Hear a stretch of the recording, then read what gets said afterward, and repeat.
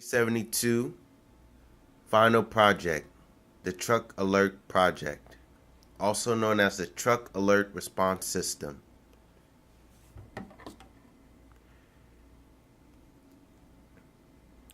The power source is sent to the 555 timer, which is currently in astable mode, which alternates both LEDs, informing pedestrians from behind that a truck is in motion and in reverse. Here's the demonstration.